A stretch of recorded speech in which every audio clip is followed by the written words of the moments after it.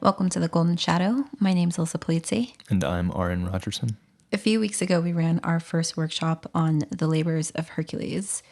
This is part in an event series called Monthly Mythos, where we explore a particular myth or fairy tale, looking at the symbolism and archetypal structure of the story. Once we break down the psychology of the myth, participants engage in exercises and discussions on the themes, all with the aim of deeper self-inquiry through mythos. So today we wanted to cover the basic premise of Monthly Mythos, the symbolism and meaning of the labor of Hercules, and what to expect from future events. So, the labor of Hercules is a kind of like 12-part myth, typically 12 labors. Mm-hmm. The workshop we did only covered the first 6 because 12 is too many. Way too many. Even 6 is a lot, especially with all the details that are within each part of the myth. Yeah, it's like 6 myths in one giant myth. Mm-hmm. Yeah, we kind of bit off more than we could chew in some ways, but it ended up working out pretty well, I thought. So the myth of Hercules it's a hero story. It's not quite as distilled down as a lot of the modern heroes stories that we think about, like Star Wars, for instance.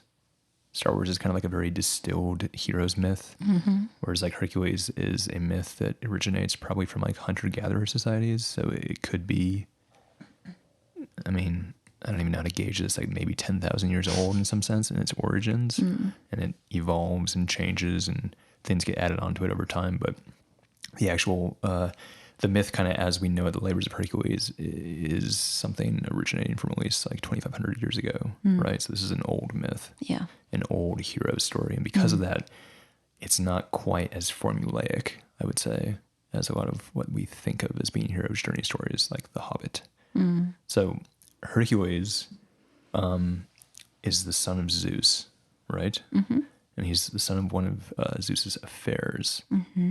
And he is not Hera's son. No.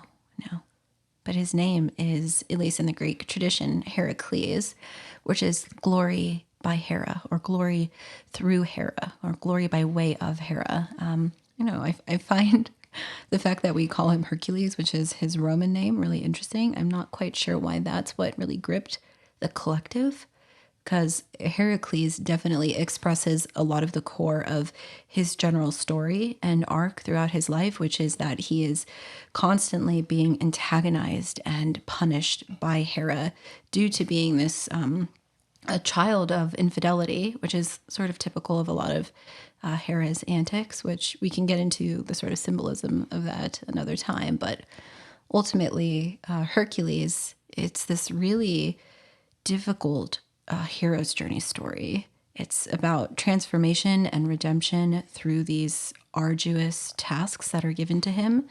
And we see that this heroic consciousness that's represented by Hercules is both something that people venerate and worship the Hercules as a figure for, but at the same time, when it's one-sided, when it's unintegrated, we see how destructive it can be as well.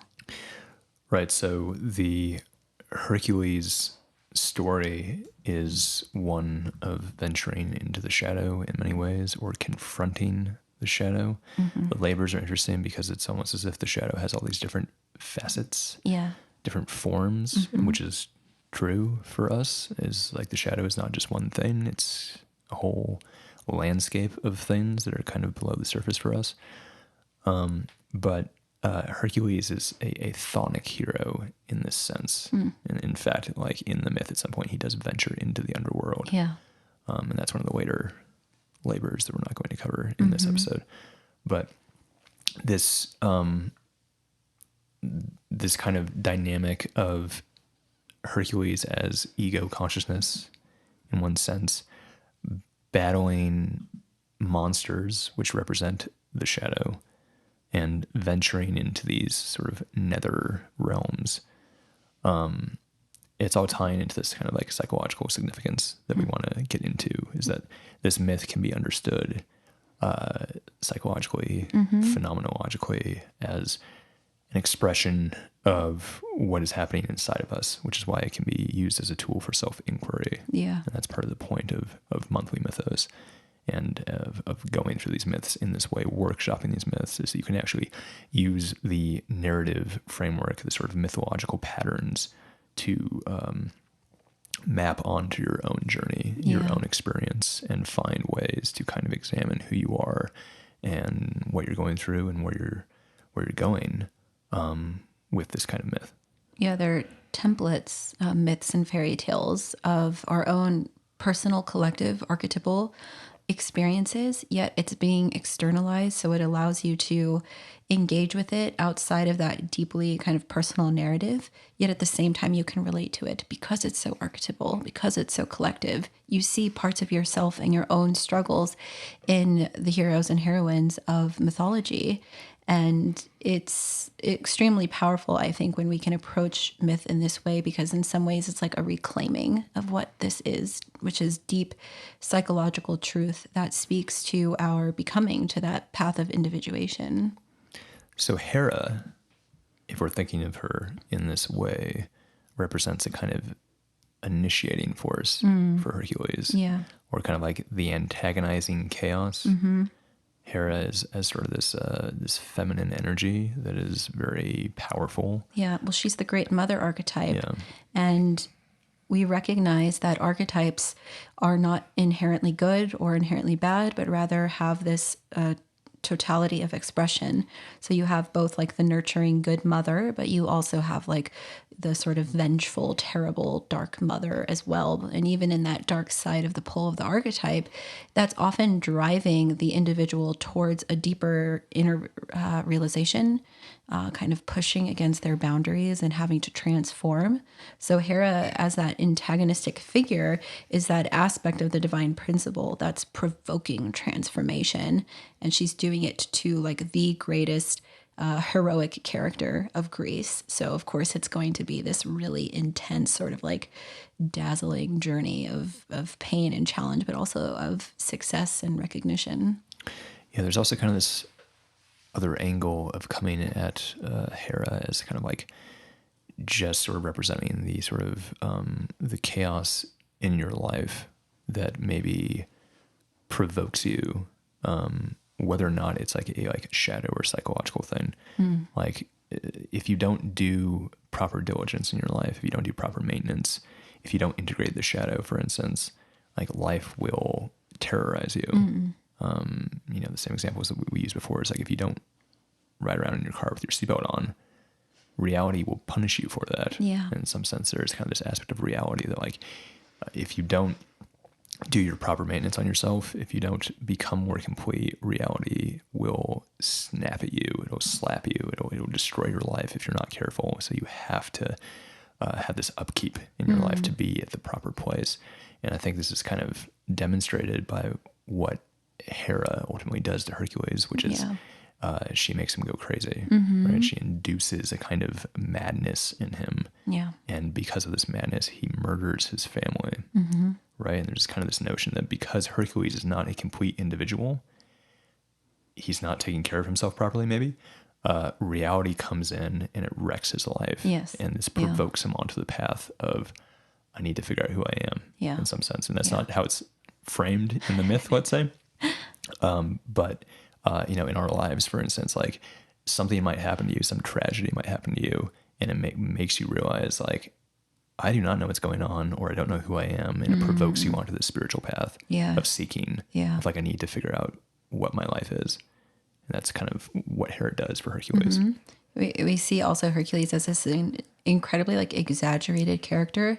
So his heroic aspects are exaggerated. His weaknesses, his shadows are exaggerated. And that's what Hera is playing upon. That's like what reality is playing upon, that if we continue to exist in this one-sided way where we allow ourselves to become overinflated, or we allow ourselves to not integrate other aspects, we will find ourselves in these situations of our own making.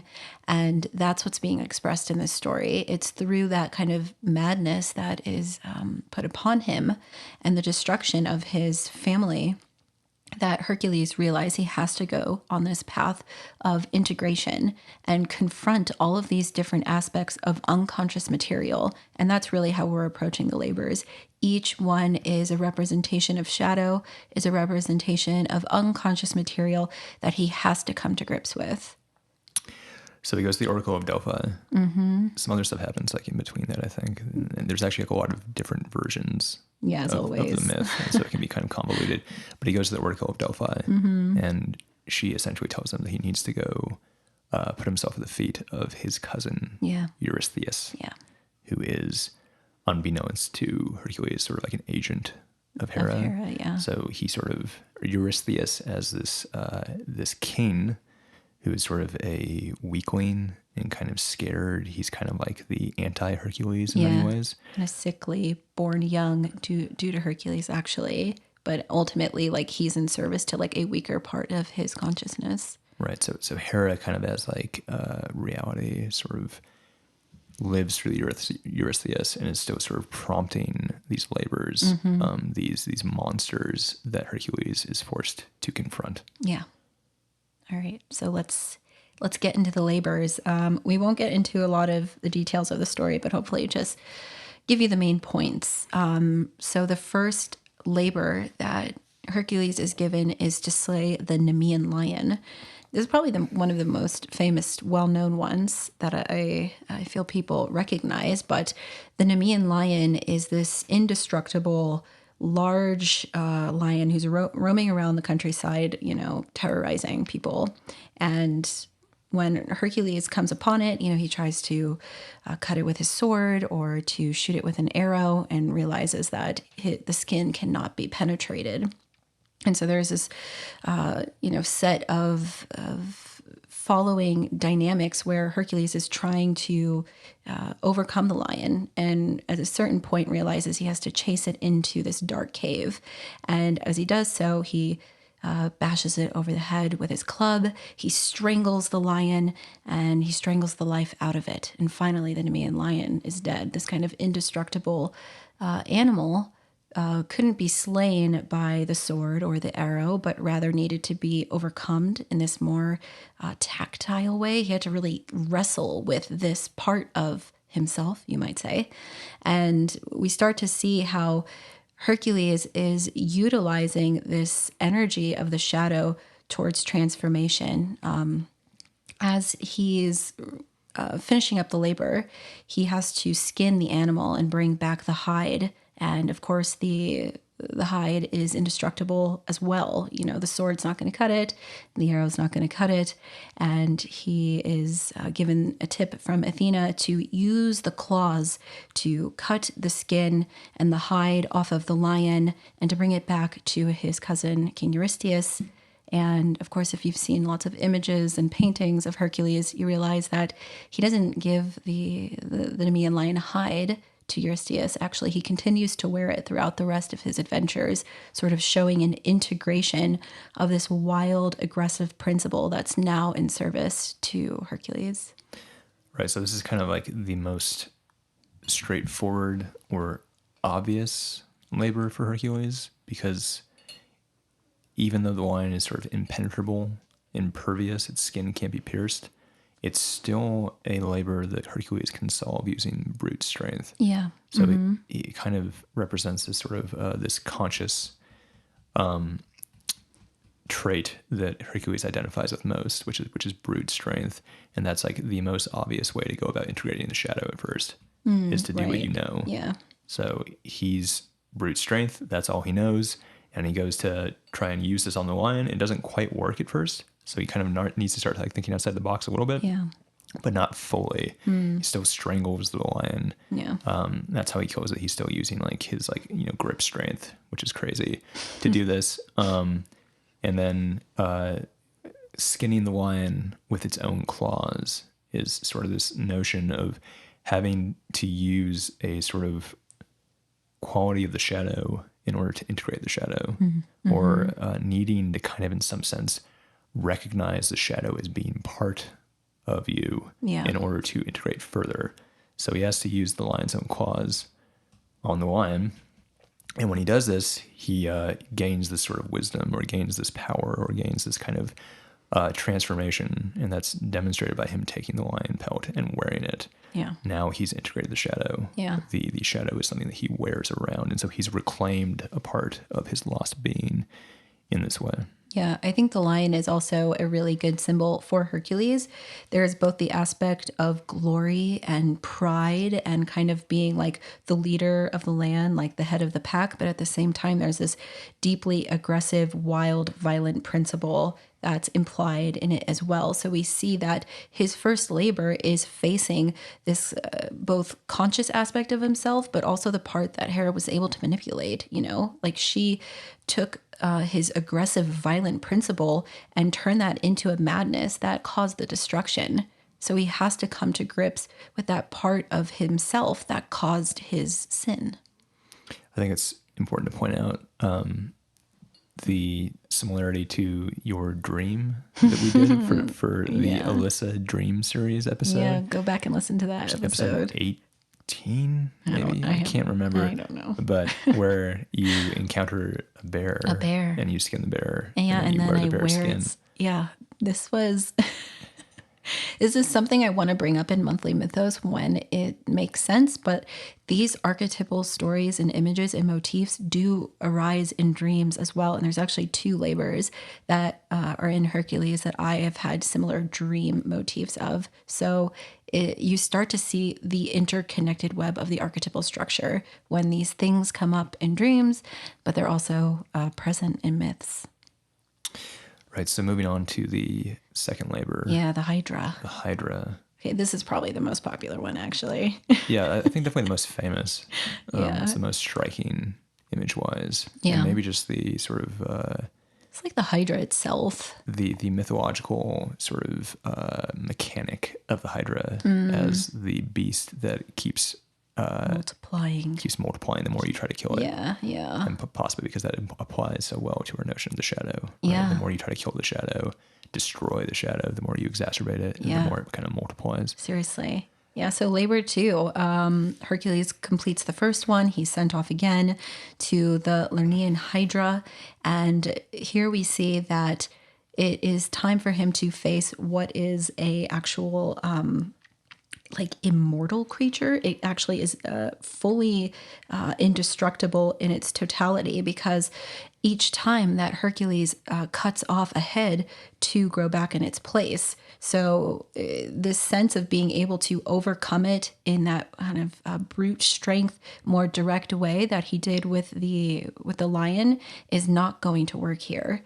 So in certain versions of the story, Hercules runs into his nephew, Aeolus, and there's a sense then that he's calling upon some different resources to figure out how to overcome this, the Hydra, this labor, in a way that is not necessarily the most straightforward path that he would walk. There needs to be a new discerning way for him to sort of strategize how to take on the Hydra, and he can't do it alone. So Aeolus, the nephew, suggests that they cauterize the wound. Every time Hercules cuts off a head, he'll cauterize it, and that will prevent the other heads from growing back. And it actually works. So there's this sense of partnership and the feeling of support that comes in those inner psychic resources that you might say that says, try this a different way.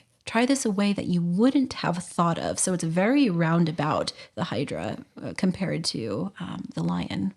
Right. So Hercules is challenged to think outside the box even more. Mm-hmm. He has to use traits that he doesn't normally identify with quite as much, like finesse with the sword instead of the club. Strategy. Yeah. He has to do some clever, cunning things. Yeah. Thinking function stuff. Right. And he also needs help.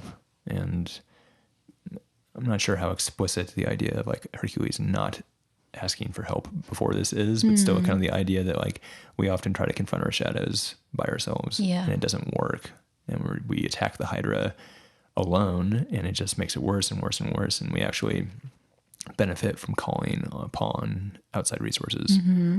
Someone who can offer some insight or can provide some kind of quality that we don't possess. Yeah. And that's what Hercules does, and it works.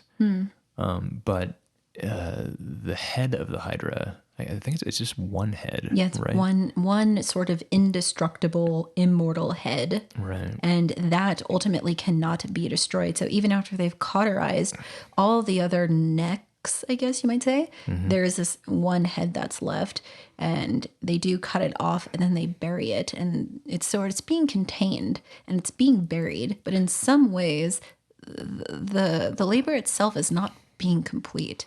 The Hydra is not destroyed. Right. So part of the shadow is being compartmentalized and buried.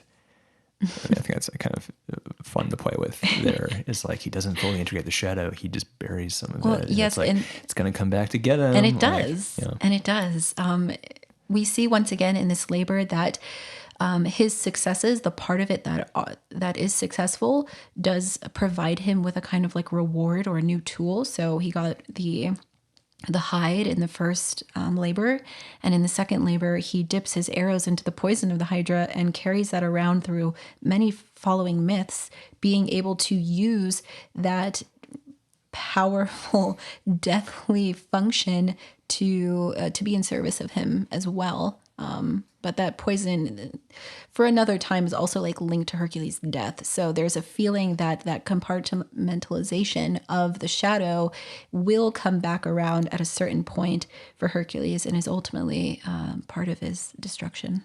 Yeah, another interesting angle you could take on the immortality of the Hydra is that like the shadow is in some sense immortal. Like we've heard this a few times, but someone claiming, I have fully integrated my shadow. And whenever someone says that, they're either crazy or lying, or they don't actually understand the shadow very well. Right. I think it's probably mostly like they don't fully understand the concept. Right. They have a certain idea of what the shadow means, which is like, I no longer have any problems or vices. Which even that is complete BS if someone claims that. But especially the shadow. The shadow is not something that we fully ever get rid of. And in fact, I would say that you are constantly producing shadow daily. Yes, absolutely. Because you need maintenance. You don't get to a certain point like shadow integrated and then you're done for life. It's like, no, there's more stuff that's going to emerge as you live. And so this sort of idea is like the Hydra is immortal, as like the shadow is immortal in some way. And so while we need to integrate it, we also need to understand that like it's never going to go away. Yeah.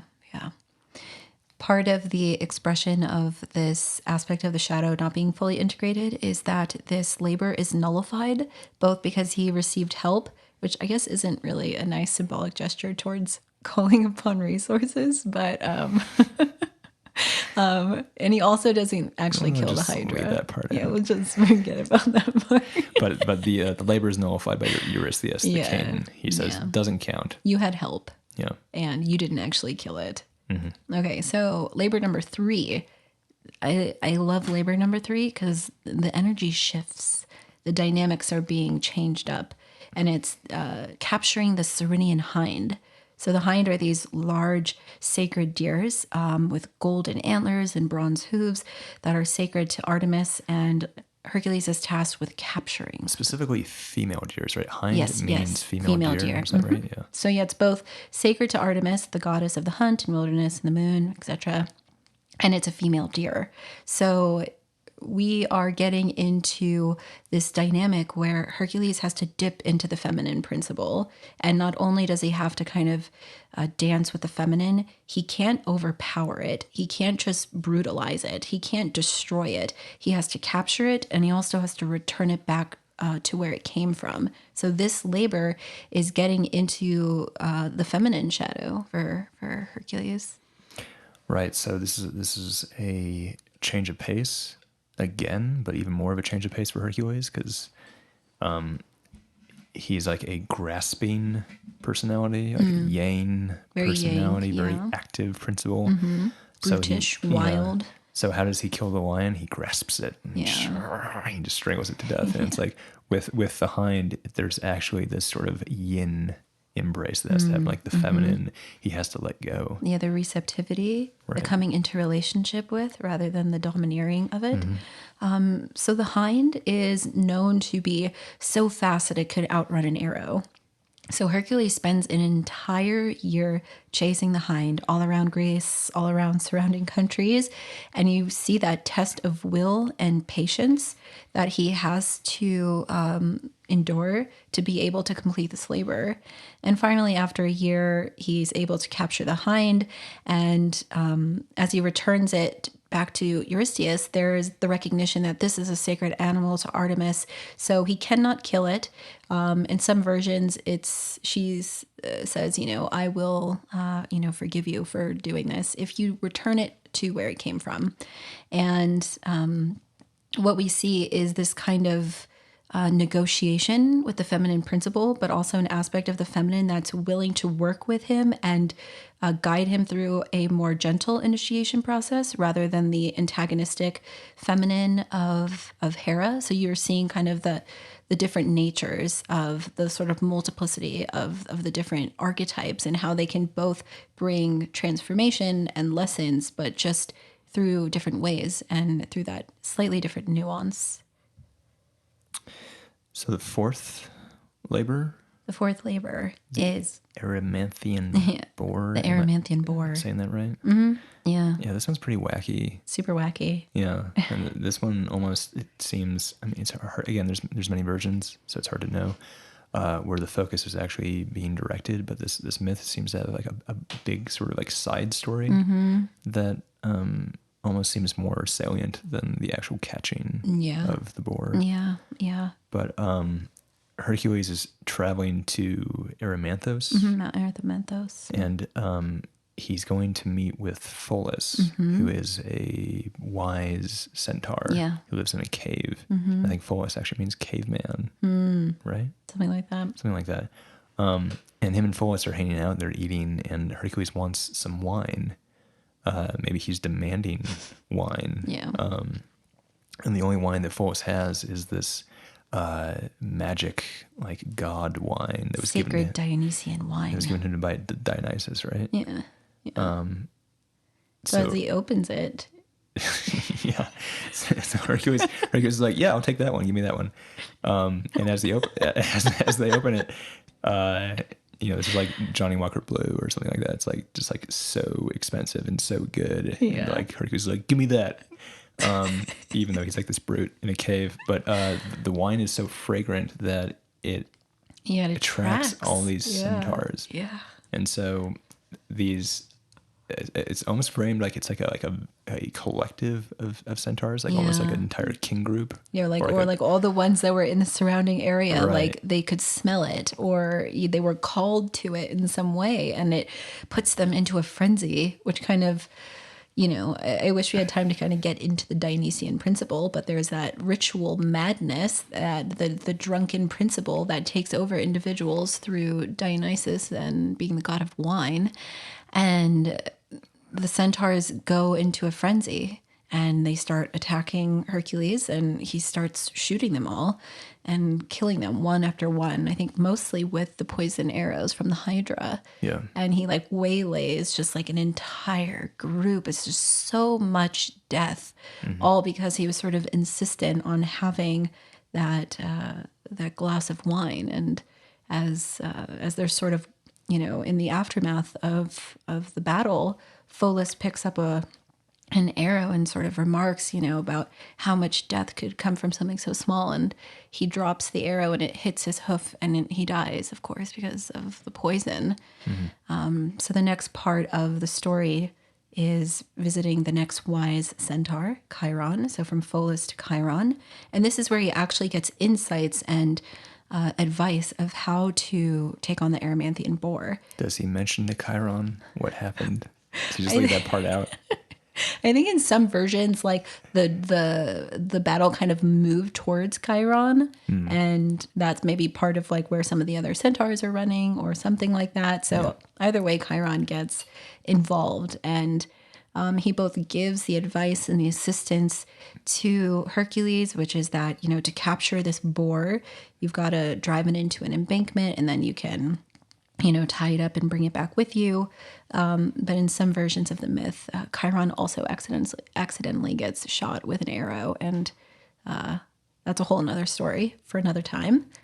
the one thing I want to point out about this labor, side story, aside, is that the Arramanthian boar is another one of these really wild, violent, terrorizing animals, extremely aggressive, but this time he doesn't have to slay it. He has to capture it. So from the Cyrenian hind, he learns strategy, he learns patience, he learns being able to kind of work with some elements of the wild principle, and he's applying that to this labor and capturing the boar and bringing it back to Eurystheus. Right, so we're seeing progress in some sense within Hercules. He's coming to a place of greater balance. Yeah. Hopefully, as sort of symbolized by catching the Arramanthian boar rather than destroying it. Yeah, except he kills all the centaurs. Yeah, except the centaurs.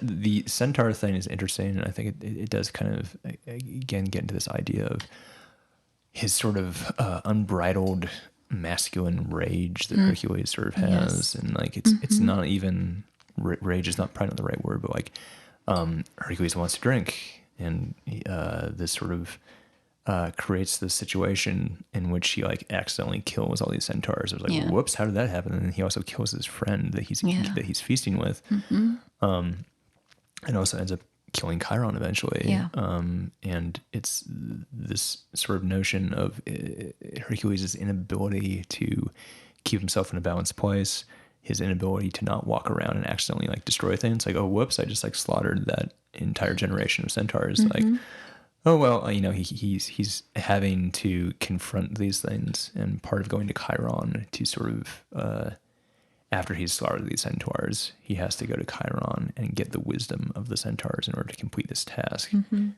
so there's all these interactions that are going on with these parts of him that are out of balance that need to be brought back into the fold and need to be reclaimed. Yeah. I think the centaurs are a really powerful symbol, being half man and half horse, of the integrative principle of the wild, instinctual kind of animal nature with that of man. And specifically, Chiron and Pholus are the two most highly evolved versions of that, because usually the centaurs are like quite aggressive, and they will like often kill people. So they aren't wise. They aren't often tamed, but they have a contrast against Pholus and Chiron, who represent a more evolved form of that symbol. And I think the fact that Hercules kills them shows that he has not integrated that part of the wild principle, being met with the more human evolution into himself. Right. We explored this on the Wounded Healer episode. That we partially covered Chiron, but this sort of half man, half beast thing is like representing that balance. Yeah. Again, and like even in some ways the balance between like the conscious and the unconscious self. Chiron is like the shamanic liminal figure of like he's traveling between worlds. Like there's the human world, and then there's like the beast monster world, and he's actually a combination of the two. And so Hercules as slaughtering that balance and then needing to go there to like ask for advice from it at the same time is interesting. All right, labor number 5, cleaning the Augean stables. So after capturing the boar, he is given a new task, which is no longer about the slaying of any monster, but rather this pretty sort of entertaining task, I feel like Eurystheus gives him, because the stables are housing something like over 1,000 divine cattle, and they've either never been cleaned or they've been neglected for something like 30 years. And Hercules is tasked with cleaning all of the feces and the dung from these stables for the king. So we see that I think Eurystheus is employing a sort of like cultural leverage against Hercules, because to act basically like a stable hand, to be covered in feces, to do something like this would be extremely demoralizing. It would kind of hurt his reputation as a cultural hero. It's degrading. Yeah. So I think Eurystheus is like quite, tickled by giving him this task. There's no way he's going to be able to do this and keep his honor. So Hercules shows up, he's scoping out, the scene, and he says to the king of the Augean stables that, I will clean this and I will clean it in a day. And if I do, you will give me, 1/10 of the cattle here. And it's such a ridiculous claim that, of course, he agrees. So Hercules goes and heads up land and diverts 2 rivers into the stables and flushes them clean. So he's able to not only complete the labor within the day, but he does so without once getting his hands in the dark shadow material. The poop. Yes, thank you. This is another labor that is nullified. And I see it sort of twofold. There's both the element of his pride and arrogance that's come into play.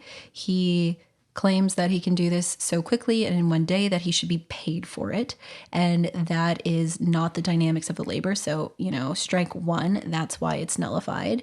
And 2, he doesn't actually do it himself, but rather draws upon this really powerful primordial principle, aka the river, to cleanse the energy of the Aegean stables. And I think there's partly something interesting here, which is that like rivers as this flowing water, as that unconscious symbol, it's like these clean threads of unconscious material that can come forth and kind of cleanse the stables.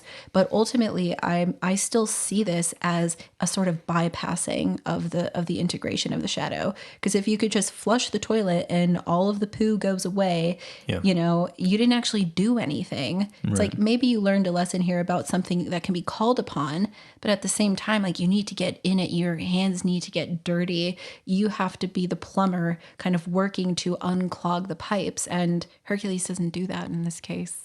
Right. So the poop as a pretty potent symbol. I think we know this just from dreams, right? Yes, this shows up a lot in dreams as pipes that are clogged, like the house is going to become overrun and overflowed with feces, or you have to fix the toilet. This is the same kind of motif, which is like there has been a neglect of the shadow material and it's been building up. Right. So the plumbing of your house in the dream is representative of kind of like the unconscious in your psyche. House is representative of like your reality, like your world. And the pipes overflowing with human waste is like the shadow is coming out and it's going to overwhelm you. Yeah. And you're not doing proper maintenance, or you're not doing proper upkeep on yourself to prevent this from happening. So the poop in the stables, as something that Hercules, it's there and he has to do it and he's agreed to do it. But he doesn't want to do the dirty work. Yeah. Yeah. And as you said, the spiritual bypassing is like a great illustration. It's like, like, do you want your shadow integrated? Like, just like do some ayahuasca and that'll do it. It's like, maybe that'll help, but that's not real shadow integration. Yeah. In isolation. It's like Right. you still have to do the work. Yeah. It takes your entire life. You're not just going to push a boulder out of the way and have this river come through and clean away your shadow. And that's what Hercules does. And it's like, ha ha ha. And he just like dusts off his hands and it's like shadow integrated. Yeah. Now give me my cattle. Right. But reality says, no, that you cheated. Yeah, you cheated. That doesn't work and you can't cheat the shadow. Yeah. And that's why the labor is nullified.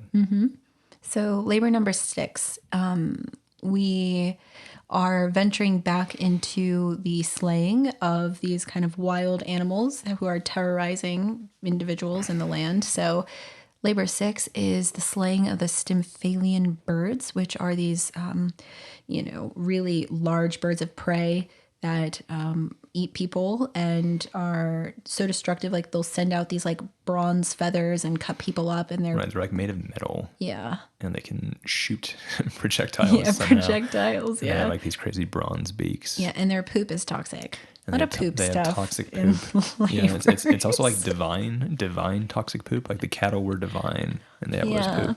And these birds are like magical monster birds, but they have this toxic poop.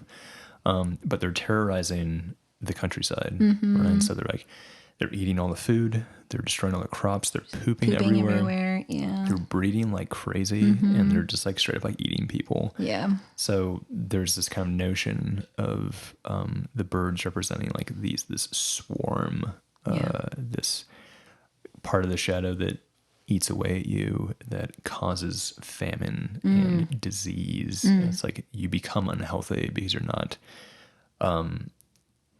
able to properly manage these shadow contents. And so it's just like little pieces are being bit off of you constantly. Yeah. Like what's eating away at you and just, and stealing your energy or just slowly, draining you of that life force. And I think this especially shows this kind of like shamanic nature of Hercules, which I think most people really wouldn't consider with him, but as this kind of like chthonic hero, able to move between worlds, the kind of liminal dynamic as a demigod, that he has to take on these kind of life-sucking animals, not by, once again, like, climbing up the trees and just like bashing them all to death. Like he's got to use some strategy. And once again, Athena comes through this kind of archetype of feminine wisdom who relates to the masculine and balances it out. She gives him this rattle that's made by Hephaestus.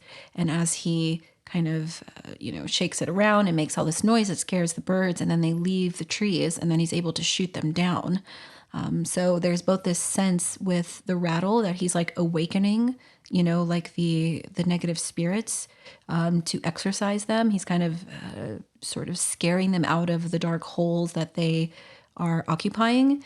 And he's then sort of bringing in the new helping dynamic to kind of clear and cleanse the space. So anyone sort of familiar with shamanic rituals might recall and kind of bring this image to mind of when you begin this process of journeying, you have to awaken the helping spirits. There's often drums and rattles and noisemakers. We're kind of waking up the land and kind of telling it to come forth, but you're also trying to sort of exercise, like the negativity.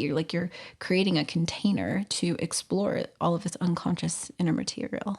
Right. So the birds are in a swamp, right? And there's this kind of half land, half sea aspect of the swamp. It's between worlds, like between the conscious and the unconscious.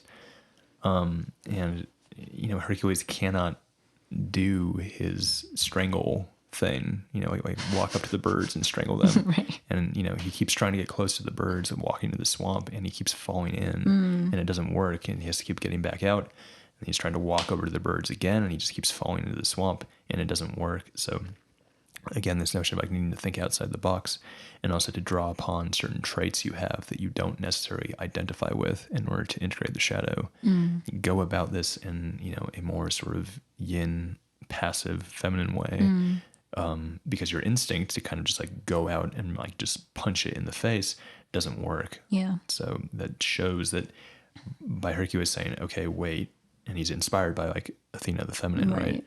Okay, I'm not going to walk to them. I'm actually going to do something sort of I wouldn't even think of, which is like make a bunch of noise, and the birds will fly out, and they come to him in that way, right? The receiving aspect of the feminine, right? So kind of getting into this idea of like how do we approach like doing self work, and how do we kind of dive into like the unknown of the self. It's like you got to try things that you wouldn't consider trying, things that you might laugh at. So if you're like a really tough masculine guy, like you might be presented with the idea of like doing some tarot, for instance, and you'd be like, that's ridiculous. Like I would never be caught dead doing that. But it's like, maybe that's what you need. Yeah. Like instead of like the sword, like you need like the rattle. Yeah, I like that.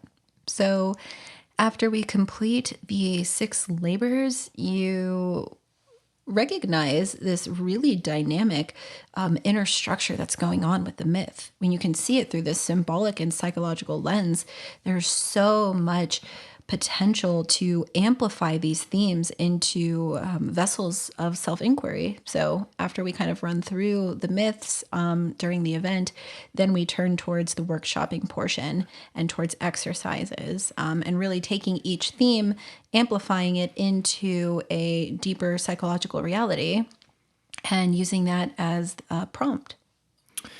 Right. So the idea here is that we're kind of like being reductive. We're distilling each labor down into sort of like a key idea of like, how can you like relate to this? And so just for example, the Nemean lion, we distill this down to the idea that the lion represents like what you identify with most. So as far as working with our unconscious contents, working with the shadow. Part of our problem is that we identify so heavily with the conscious thing we recognize in ourselves. So when I think about myself, who am I? What is my number one trait? Like, I might think that my number one trait is my thinking function, like my intelligence, my rationality. I can solve any problem with my thinking function, and I identify with that most. But that's probably why my shadow material has to do so much with what I don't identify with, is because thinking isn't going to work. And so the Nemean Lion as a workshop tool, you could ask yourself, what is the trait you identify with most? And what are the ways in which this trait is dominating? It sucks out all other possibilities. You try to solve every problem by thinking. Yeah. Just like you try to, fix everything in the house, like using the hammer. Like, you only have a hammer. That's your tool. And so you go around just like hitting things with the hammer. Like, that'll solve everything. Right. And it's like, well, you're not going to like be able to like repair this chair, like just by hammering it. Like, you need other tools. It's very destructive. Right. Yeah. So you see in the Nemean Lion how the over-identification with one-sided dynamics and functions cause a destructive principle. So write about it, What is that trait that you over-identify with at times that, yes, is in service to you and is helpful, but also at times leads you to being unbalanced? And what kind of steps can be taken to bring it back into balance? Right. So the Hydra, the second labor, the thing that keeps coming back over and over again every time you try to chop it, chop the head off. And so what are some patterns in your life, some bad patterns, some negative patterns that you really don't want to be part of who you are? In fact, you might just completely deny that they're part of your pattern. Like, I don't have a problem. I don't have a drinking problem. I don't have a smoking problem. I don't get into the same romantic relationship over and over and over again. That's not me. So you might not identify with this, but the exercise is, what is something maybe that you don't strongly identify with that keeps coming back to haunt you over and over and over again. And you keep trying to solve it, but it keeps coming back, just like the Hydra. Yeah. And then what are some sort of external resources, like the nephew that you can call upon to help you? Because it's often extremely difficult to do this work alone. You need that outside perspective. So the Serenian Hind is number 3, and that kind of brings us into these aspects of what you've been trying to go after that cannot be attacked, that can't be pounced on, but rather what is a way that you can approach a problem with receptivity, with patience, rather than aggression or force. There's like an allowing of it. And when we recognize that there are times where we're pushing too hard, sometimes it's the letting go that really allows something to begin flowing again. Right. So maybe you have a relationship with your son, let's say, and you keep trying to force him to do things. Right. You keep saying, like, son, like, you have to do your homework, and you have to like do these sports, and you have to become maybe this kind of profession, like when you grow up. And there's like a very like grasping, sort of active, attacking kind of way of trying to solve your son's problems. And you find that if you do this to someone that you care about, you might actually alienate them. Yeah. And so your attempt to solve your son's problems actually makes everything worse. And a better style might be to let go, let him breathe, let him explore, just hold space for him. Yeah. And that's kind of this more feminine, yin, passive principle kind of thing. And that's like what Hercules has to do with the hind, is like he has to let go. He has to approach it in this more passive way. Yeah. So the Araminthian boar is representative of these like really intense animalistic primordial energies inside of ourselves. But how can we work with it without being consumed by it? What's the wild energy in you that wants to come out but often can't? And why can't it come out? How can we allow it in and then not allow it to take over us, or for it to be so overly structured that it's lost all its potency? What are the ways that you can hold that space for the wild instinctive principle, the principle of aggression, It's not like you should allow yourself to go into a frenzy, but rather you should invite aggression in and then practice martial arts, or play music in a really intense way. Like, you need to be able to channel these intense shadow materials, because there's gold in that, right? Like, there's something that's very life producing in those intense sort of primordial energies that are inside of us. Right. So humans, we're conscious, we're kind of like gods, but we're also mostly still animals. All of our physiology, our biology is still animal. And so there's a lot of drives we have, there's a lot of instincts we have that are very, what we might call like kind of wild, and they might be sort of like inappropriate at certain times. Like, we enforce so much sort of purity and composure, and presenting a certain kind of persona that's like very, very, we'll just say like clean. And when we do this, we actually kind of forget who we are. And there actually is like an animal side of us that enjoys food and enjoys warmth and wants to have fun and laugh and needs sex. And all these things are things that sometimes we kind of deny ourselves in service of being, a more responsible adult. And that can exacerbate the shadow. Yeah. So the Aegean stables representing some aspect of the shadow that you've been ignoring for far, far, far too long, a mess that has built up because you haven't been paying proper attention or done the proper maintenance. So what have you been putting off? What is something that you've been avoiding that needs your attention? It's like, it's there and it's building up, but you keep just sort of stuffing it back into the closet every time it grabs your attention. Right. So, I mean, there's all kinds of examples of what this could be. There could be like literal examples, like you haven't washed your car. I mean, like that's true. We have very material things in our lives that like we've put off. Right. The house is filthy. The house is so filthy, and once it gets so filthy, like we can't even approach the problem because it's overwhelming. And there's often an emotional component to that, right? Like when you look into people who hoard things like that, it's like, oh, this isn't just like pure laziness. Like, there's usually some really dynamic emotional attachment to things, or you just can't rally the energy because you're so depressed. Yeah. And that builds up. So that ability to take care of things in the material is a pathway into actually a deeper inner dynamic. Yeah, and if we're going to get like a little more, psychological, cerebral, and kind of a little more heavy, if you're someone who has like a trauma, you might be avoiding dealing with that trauma. Yeah. You might be avoiding relationships altogether, for instance, because you don't want to confront this thing inside you that you really need to confront. And that can build up and build up and build up until you wreck your life. Yeah. Right. So there is this kind of this waste inside of you, this mess inside of you, this chaos inside of you that you do need to, piece by piece, engage with it, confront it.